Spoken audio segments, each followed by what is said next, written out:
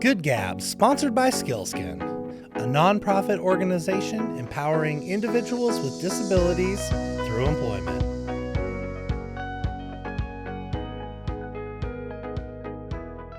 What's happening, Good Gabbers?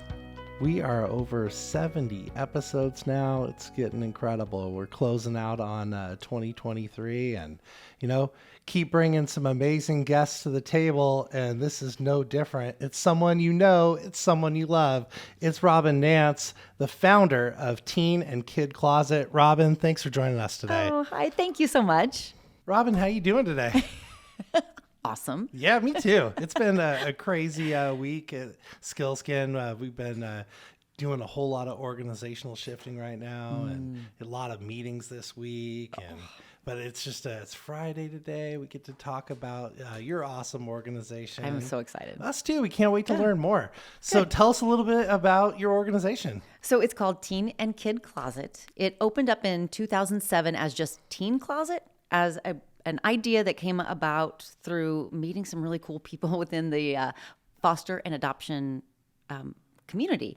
And we just wanted to do more to help families, help kids who are in crisis. So this, the idea happened, where? Was it at a party? Just some friends? So interestingly, it started through my work. So I work at KXLY 4 News Now. And in 2000, I believe 3 or 4, I started doing these stories called Wednesday's Child. And it was focusing on kids who were considered high needs or at-risk adoptions. Like they were basically over the age of 8, most of them, and they just needed homes. And so I would focus on one child, tell a story once a week about one particular child. And in doing that, I met some really cool people who were working to just get these kids into homes. And one of those people, her name was Linda Rogers, and she was a foster parent recruiter and had been a foster parent for years, had more than 100 kids come through her home. Wow, this salt of the earth kind of person. Her whole family is amazing. So we met because she was recruiting for families who were in the kind of rural communities. So they were looking for foster families who could step up and take kids into their homes so that these kids could stay in those communities and stay in their schools. Because if you have a kid, let's say in Chattaroy, and there's no homes in the Chattaroy area, then they're pulled and maybe sent to Spokane. And their life is just upended again. And it already is kind of imploded with just being removed from their family. But then you take them out of their school where they have, binds with teachers and, connections with friends, and then they have nothing. So her goal was to really, recruit for families in those communities. So I did a story with Linda and another gal, and then we really hit it off. And she just said, I would love to just sit down with you and let's come up with some ideas that we can spread to the community about ways that you can help kids in foster care. Because not everybody can or should be a foster parent, but there are other ways you can help. Be involved. Yeah, so we met over coffee because all great things usually start over coffee. No doubt. And or beers, but this was coffee. And we just kind of sat there and we're chatting. Actually, before we even met, there was a story on ABC News, and it was about this young gal in Florida who started a clothing store, a free boutique for teenage girls in foster care. And I saw the story. Linda had seen the story. So when we met for coffee, we were saying, whoa. So this is meeting of the minds. Boom. It all just happened just so perfectly. The timing was incredible. And so I said, hey, I saw this story. She goes, oh my gosh, I saw it too. And so we started talking, and there was nothing like that on this side of the Mississippi. And we said, we just have to do this. And so we became fast friends, and we were so uneducated in how to start a nonprofit, which is probably wise actually, because the less we knew made it happen. I think I look back now and I think, had we known how hard it was going to be, would we have done it? And all the headaches and all the things. But so we started out with just an idea. And so we began 16 years ago. 16 years ago. And our goal right then was, we're going to serve teenagers, boys and girls, teenagers in foster care in Spokane County. So we were very, very specific in where we were starting. And we also had a tiny little space. We had a donated space. That's great. That's a good start. It was amazing. It was just down the street from Stevens Elementary. So it was at Napa and Mission and Napa. And so it was about, 500 square feet, little. And it was so small that Like where the old grocery store was? right down the street. Okay. Right. Yeah. It's High's Market. Anyways, Yeah. just right down there. And the space was so small, you could maybe fit 2 people in one of the rooms at the time. So one side was girls, one side was boys, and you had a pocket door. If you want to try on clothes, here, we'll shut you in there. And that's how we started. And then it just kind of grew. We had, pretty soon we got a call from somebody outside Spokane County and said, we've learned about you, but we don't live in Spokane County, but we'd love to send a kid. Because what we do, it's all by referral. So any child that comes to see us has a referral from, but at that time it was basically just a social worker. So a social worker in a different county said, we have kids who need help. And so I went to my board and said, okay, this is the need. And they're like, sure, of course we'll help. Let's figure it out. We'll do that. Then, then time goes by, then it's somebody with another organization, Safety Net in Spokane, which helps kids who are aging out of the system, calling us saying, okay, your parameters are kids ages 12 to 18, but I have a child who is 20. They are still on their own and they don't have the support network. And we're like, oh, take it to the board. How about this? Then you just kept, of course we will help. But then we started running out of space. Right. Quickly, I imagine. Quickly. So we ended up, I think we were there for maybe a year or so. And then we moved to a space in Spokane Valley. And then the mission just kept growing. Then it was... That's hard too when you're starting to see all the different needs. All the needs. How do you just stay in your lane, stay focused? Yeah. It was tough. And because everybody on our board has such huge hearts and they just kept saying, we've got to help. We've got to help. Well, then it started becoming, getting calls from a school counselor who said, I have a child who is living with their biological parent, so not a foster kid. They've been wearing the same clothes for 4 days. They are getting made fun of. That child does not want to go to school anymore. Like, how do you possibly say no? No doubt. So then we kept, growing and expanding. And then... How long ago was that when you started oh my gosh. refocus from just the foster families? That's a great question. I think it was probably, I'm guessing like 2010. Okay. Maybe 2009. Yeah. So that happened quickly. It did. Yeah. It really did. And then in about... we moved so we then kept outgrowing a space. Then we had 2 units in this building in the valley. Then we knocked a hole in one and took over another space. And at the same time, we didn't have any money, as a starting so nonprofit. Just kind of bootstrapping this? Were you even a 501c3 at the time? We were under someone else's umbrella to start. Yeah. We were under the Foster Parent Association umbrella. And that's a typical story too. Yeah. You're like, okay, this is working. Yeah. And then they were like, hey, can you get your own? You're kind of making us nervous. Yeah. You're doing a lot. And so we did, and that's a lot of work. But we did. And then we were even, I think about our sweet, sweet building owner who we would say, we're going to be late with rent. Can we please buy, a couple of months or a couple of weeks? And they were so wonderful to us just to get us launched. And it took a few years though, before we could even, feel comfortable in that. And now we have an amazing board.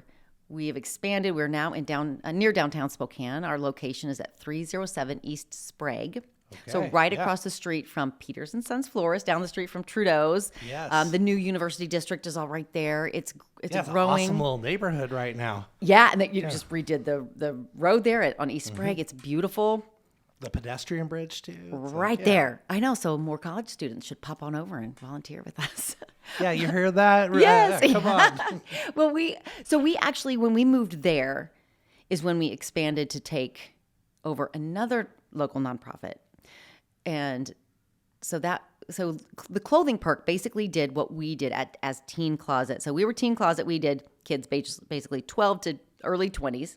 They would clothe children from newborns to about age 12. So they took the little kids and we had the big. Yeah, you're a partnership. It was great. And we were in the same business complex. And they were just kind of up the stairs around the corner from us. Well, they really were struggling with infrastructure. And, they had, again, people with big hearts and just wanted to help kids, but didn't have the organization ability, which cracks me up because we didn't either. We really didn't. But we figured it out. And so we were helping them for a long time, supporting them and all this stuff. And then they asked us to take them over repeatedly. And we said, no, thank you. No, thanks. We're not ready. We're just trying to do what we do. And then finally, they were getting some help from, at the time it was DSHS, now DCYF, who said, hey, they're folding. There will be nobody to help this community if you don't do it. So we again bit the bullet, did it a little reluctantly, but it all makes sense. So we moved to this new location, new-ish at the time. And so in 2017, so right about our 10-year anniversary is when we started as teen and kid closet. So everyone except for moms and dads. So we are newborns through kids in their like early 20s. Again, this is now all kids in foster care. Yeah, still referral based. Still referral based, and now we've included it's basically kids in poverty, kids who are homeless, refugee families, and the need is mind blowing. It's mind blowing, the kids that we serve. I can imagine, and helping people, be in quality clothing. Oh, really, that's the key. I'm sure, like just self-esteem. What are the other things that you see? Yeah, that I know our listeners would definitely like to hear about. Yeah, so you hit the nail on the head because it is about quality. It's it'd be really easy. We get so many donations, and people have really the best intentions, but people basically clean out their closet and give us all their junk. Right. And we might have a couple of nice items. Well, we want the nicest. And I know that's really hard for some people because... But you got to say it out loud and then it can come, It's true. Right? It's true. And to be honest with you, if we do get stuff that isn't good enough for us, we will share with other nonprofits that take other things. So everything that we take really is quality. We want these kids to walk in and feel special right off the bat and then look around and see... It is fashionable. It's what my friends are wearing. It's the things that I'm not going to be embarrassed about. It's things that I get to choose for myself, which so many kids don't have choices. I could tell you story after story about kids who have come in who've never owned anything with a tag on it. Wow. So we have a lot of those kinds of items, which is, it just makes my heart so happy. Dang, I haven't even thought about that. Yeah. That's not a lived experience that I have. Right. And so many of us aren't. We've been very, very privileged. We've had kids. We had one young lady who came in and was telling us kind of a story about, wow, I've never owned anything that didn't come out of a big garbage bag that was a hand-me-down from my boy cousins. And she's like, I get to pick out girl stuff. And, and you're just like, wow. Yes, you do. Yes, please do. And if you don't want girl stuff and you want boy stuff, go shop on the boy side. We don't care which side as long as it's your choice and it's something you feel good in and that you want to, leave here with. I've had kids who come in and I think some are just thrilled to be there. Some are embarrassed because they know I don't pay for anything here. It's free. They might feel like it's a charity thing, but they don't leave feeling that way. We've had kids who won't. That's incredible. It really is. It's transcending for a lot of kids. They'll come in. They won't even be able to look at us in the face. They're just embarrassed, eyes, downward or whatever. And then they'll hug us when they leave. They're so excited. And I know it makes you just realize this is why we do this. And it's, we want it to be a very special experience. And I think our volunteers are so quality and amazing that they strive for that. And they don't have to try really, because that's just who they are. They're just awesome. Just that heart for service. Yeah. And we just have so many stories. You must have a lot of volunteers too, just the folks who are showing up, because you're doing this all as a board, right? Right. We have one paid employee, and it is a part-time employee. She's amazing. So she was a volunteer with us first, and then we were saying we need somebody to be able to lead more, and she's amazing. But everybody else is all volunteers. Our board is a working board, so they are required to give of their time, not just at board meetings and at events, but to be in there and shop. And if you don't do it for a while, because I do so much behind the scenes stuff that I'm not in there as frequently as other people. Well, I just worked there 2 weekends ago.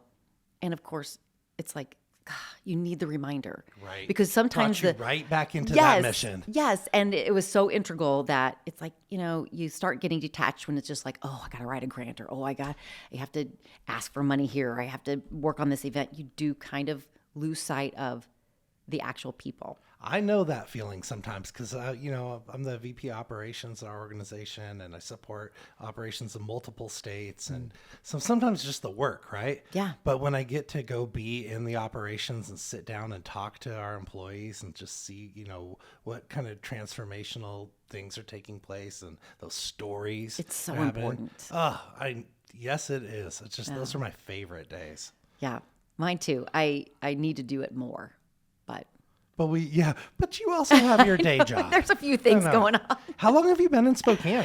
I've been in Spokane since 1996. Oh yeah. So this is wow. home. This is home. This is home. I mean, when I think about, I grew up in the Midwest, and when I think of that, that's my roots, but really I've been here forever. Did you come here through the media jobs? Yeah. I took a job at a different station to start with, and I've been here forever. That's awesome. My goal was, come out a year or two. And then, then I started having kids and putting down roots, and I can't imagine being anywhere else. This place sucks you in too. It does. It's a great community. Yeah. And people, something that I've learned over the, last year and a half doing this podcast is just when the ideas happen, it's not just talk. There's a whole bunch of people who want to say, yeah, let's figure out how to do it. And that feels unique to Spokane. Yeah. Like how many different organizations we can stand up, how many people we can help. Yes. And what I've found really interesting too is, there's so many nonprofits here, so many wonderful causes vying for, the almighty dollar to keep us open and to keep us growing. But there are a handful of organizations who love working together. Yeah. And that we have found that in our niche as, dealing with kids in care or kids in poverty, that there's a handful of organizations who just really strive on helping each other. Embrace Washington has been standing us up for years. Safety Net. We work, closely sometimes with Catholic Charities, and Spokane Valley Partners is amazing. Right. So we just have had such wonderful experiences with a number of We know a few of those folks too. Yeah, they've been here. They're good people. I'm telling you. And they realize we're serving the same group of people, but we're doing different things. So why not you do your thing here, and we'll help you, because we're not doing that. We're doing this, and that's been really power great. In that. It's synergy, We've been talking with Catholic Charities a lot lately at Skillskin about the idea that, hey, we're really, really good at employing people with disabilities. Employment is our jam. And they were starting to stand up some employment groups like, why don't we just help?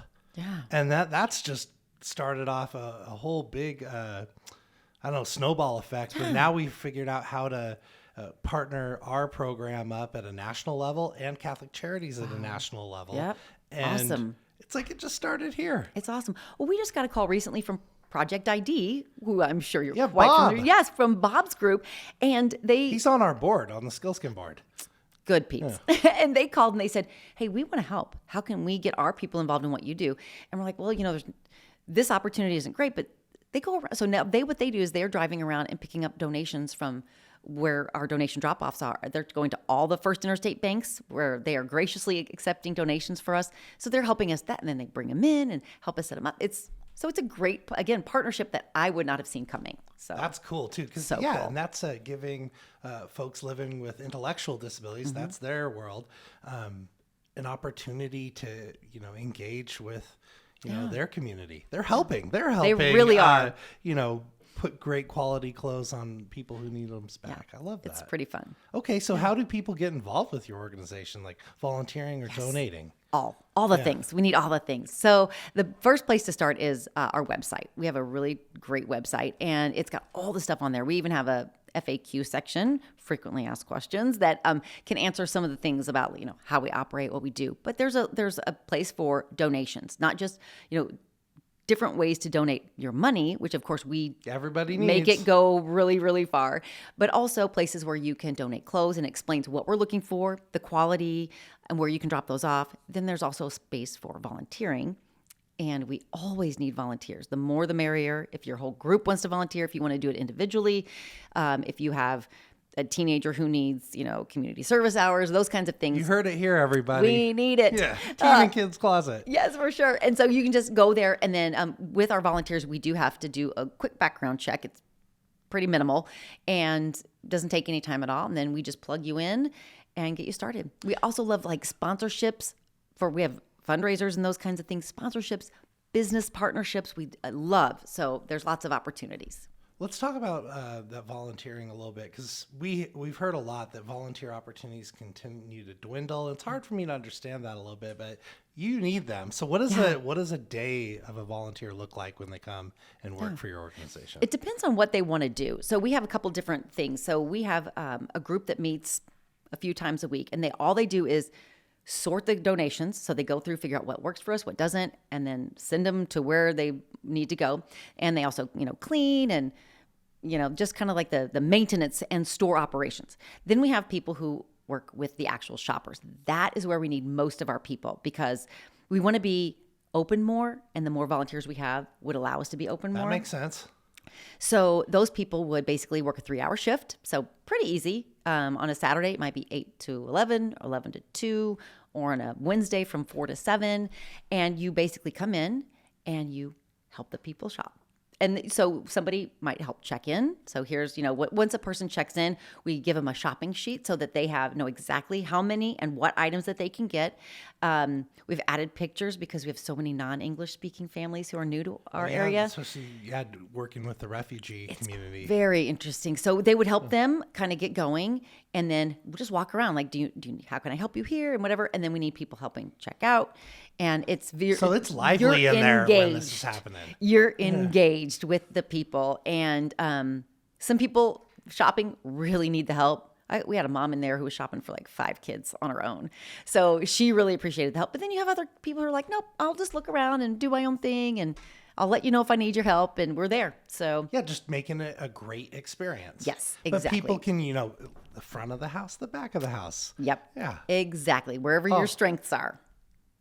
Yeah, I love that. Thank you. If you're interested in this, please look them up. Teen and Kid Closet. This is and it's just teenkidcloset.org. Easy peasy. And we also have a really nice presence on social media. So our Facebook page is pretty great. We have fun videos and great pictures. It kind of gives you a better feel of who we are, what we do. And of course, we have some great fundraisers too. Yeah, how many fundraisers do you have a year? So we do 2 big ones. One we just had in October. It was our Socktober Dash. It's a fun run out in the valley, and people wear crazy socks. We give out prizes. We get pizza at the end of the race. It's a 5K or a 10K, and it's a big family event.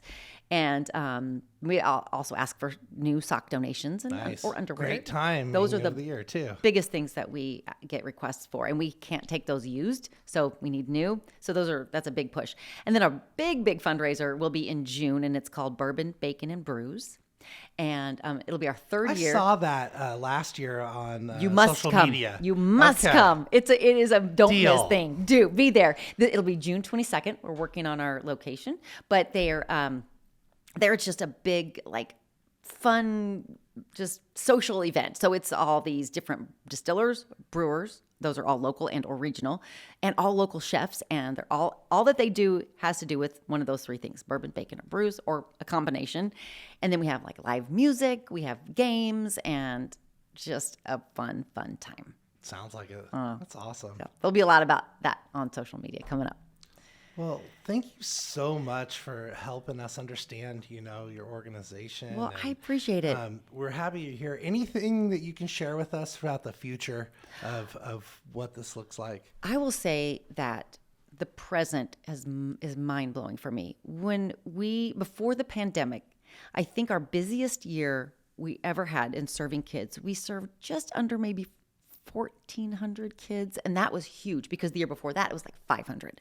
So we saw the growth. As of January, already through, I think Monday, I just got an email from our board president. So just January through, maybe early November, we've served 3,555 kids. Wow.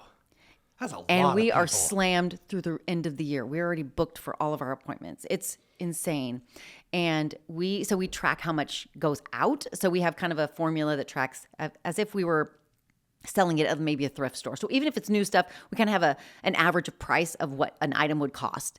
And we've given away, according to this, more than $605,000 worth of clothing. That's so awesome. So the need is intense. It's not ending. It's only getting more and more. We have added location up in Meade. So we have our main shop, which is down 307 East Sprague. Then we have up at the Pittsburgh Learning Center. It's just kind of a satellite place, but it's very, very helpful for people in the northern communities. We serve a lot more accessible. A lot more accessible. Yeah, if you're coming from like Ponderay County or Stevens County, you can go there. It saves you, quite a bit. So we're looking to keep expanding. I think we're going to have to serve more and more kids. And I'd love to get closer, if not into North Idaho, or at least closer to, and just be able to reach more kids. So that's, I think, the future. Yeah, if we can make it happen. We need an executive director. I mean, I have a whole list of stuff I want, but yeah, those are the big directions of where we're heading. I think executive director to really move us to the next level and focus just on us and partnerships within the community. I think that would be the bomb. Okay, Robyn. So when people are given donations here, like, where does that money go? Well, we obviously have to keep our lights on and the rent paid, but we have such a need for clothing. We get great donations through the community, but there's a lot of stuff that we just run out of, and we don't want kids to go without. So we have a budget, and we just actually increased it. I feel like we've increased it every month for the last handful of months. We spend $10,000 a month on things like underwear, socks, coats. It's crazy. That is so much. It's so But that's intense. where the impact is people who want to donate. Those basic new item needs really helps you so you can, utilize those resources for something else. We have to sometimes say to kids, I'm sorry, we just don't have that. We don't have that for you or in your size, and then that's just gut-wrenching to me that we don't have what they need. So we've increased our budget because we have done fundraisers to allow us to do that, and because we have just really generous donors. But the need just keeps getting more and more. Well, you can count on my help. You can count on our listeners' help. Robyn, thank you so much for joining us today. Thanks for having me. It was great. Thank you. Thank you for what you do. Yep, right back at you.